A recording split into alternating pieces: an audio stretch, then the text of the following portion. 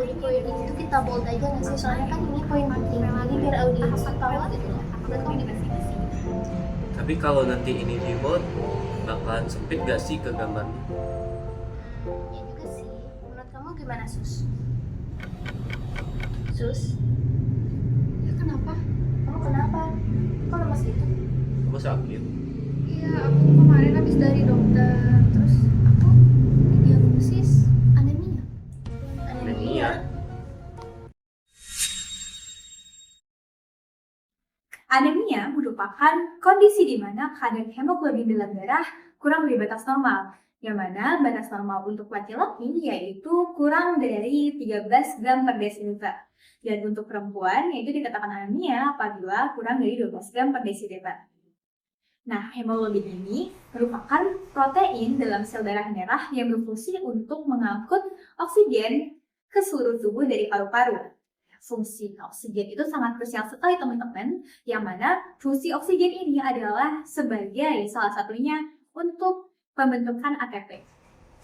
Tapi kan Sus, anemia itu banyak faktornya ya. Kalau kamu karena apa?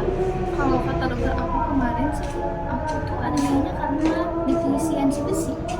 Tapi tahu nggak sih kalau anemia defisiensi itu besi itu ada tahapannya?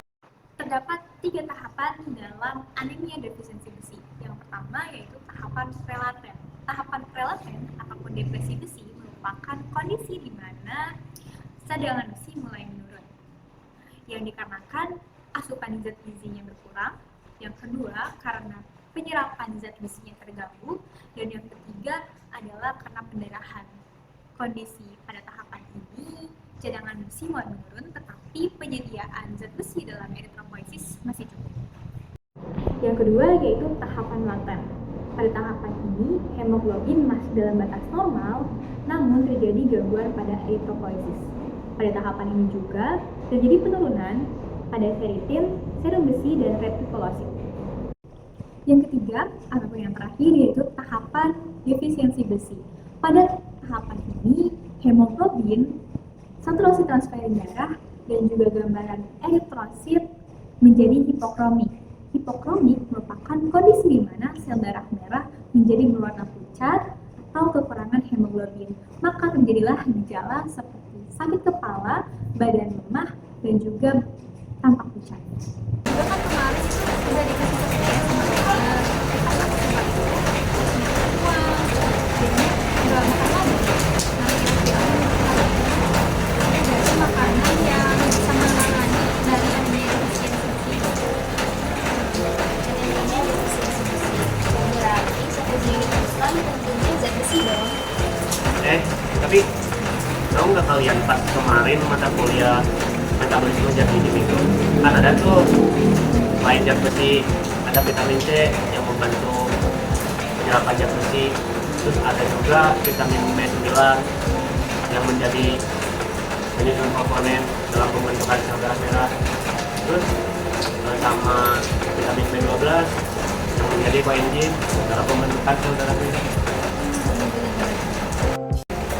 Berarti kamu kan suka brownies. Gimana kalau misalnya kita bikin brownies tapi dari tepung kacang hijau? Soalnya kemarin aku baca ya, menurut Kemenkes itu dalam 100 gram tepung kacang hijau mengandung 7,5 mg zat besi loh. Tapi aku ada usulan nih, gimana kalau vitamin C-nya dari buah bit? Kan dari buah bit mengandung 4,9 mg dalam 100 gram buah bit. Boleh. Brownies merupakan salah satu produk olahan pangan berbasis tepung yang termasuk ke dalam kategori kue basah. Pada produk ini dibuat dengan memanfaatkan tepung kacang hijau sebagai bahan dasar yang dikombinasikan dengan bit kukus dan dark coklat untuk menghasilkan cita rasa serta manfaat gizi yang lebih tinggi. Brownies dengan bahan utama tepung kacang hijau dan bit ini termasuk inovasi pangan fungsional yang ditujukan untuk membantu mengatasi anemia defisiensi besi. Brownies ini memiliki tekstur yang lembut, rasa yang ringan, dan warna coklat kemerahan alami dari bit, di mana produk ini sangat cocok untuk remaja, terutama remaja putri yang membutuhkan asupan zat besi dan vitamin C yang lebih tinggi. Pengolahan yang sederhana dan bentuk yang praktis menjadikan brownies ini sebagai cemilan sehat yang mudah dikonsumsi kapan saja.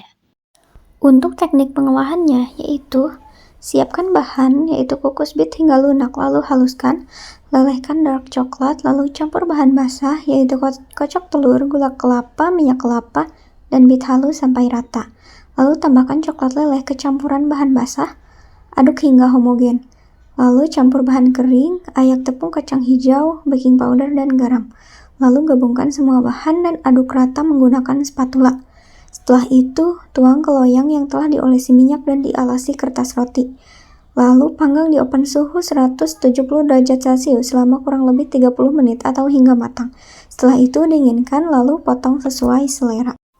Lalu ada alasan kenapa brownies ini ditujukan untuk anemia defisiensi besi, yaitu karena bahannya itu dari tepung kacang hijau yang mengandung zat besi nabati, namun penyerapannya rendah tanpa bantuan vitamin C.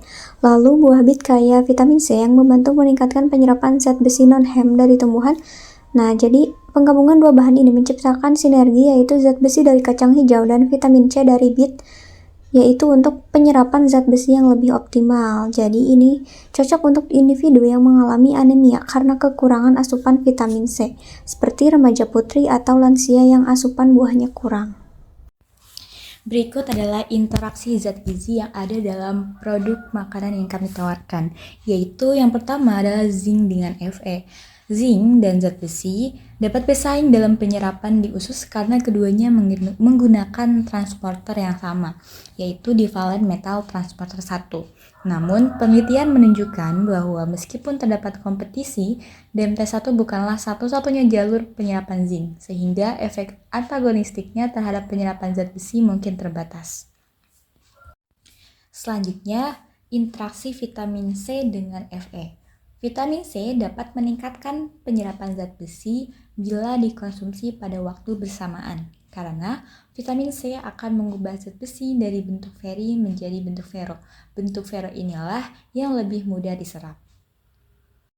Selanjutnya, peran vitamin C dalam mengatasi efek inhibitor polifenol. Di dalam kacang hijau terdapat polifenol yang dapat menghambat penyerapan zat besi. Nah, peran vitamin C di sini yaitu untuk mengatasi efek inhibitor tersebut. Vitamin C dapat mengurangi efek penghambatan polifenol terhadap penyerapan zat besi, terutama pada konsentrasi polifenol yang rendah. Penelitian menunjukkan bahwa pada konsentrasi polifenol kurang dari sama dengan 4,6 mg per liter, vitamin C mampu sepenuhnya membalikkan efek penghambatan polifenol terhadap penyerapan zat besi. Namun, pada konsentrasi polifenol yang lebih tinggi, misalnya 46 mg per liter, vitamin C tidak efektif dalam mengatasi efek penghambatan tersebut. Selanjutnya, interaksi kalsium dengan Fe. Kalsium merupakan zat gizi yang termasuk dalam faktor penghambat atau inhibitor penyerapan zat besi. Kalsium akan mengikat zat besi sebelum diserap oleh mukosa usus. Folat dengan Fe. Asam folat ataupun B9 meningkatkan ekspresi protein pengangkut besi, yaitu divalent metal transporter 1 di usus sehingga meningkatkan penyerapan zat besi.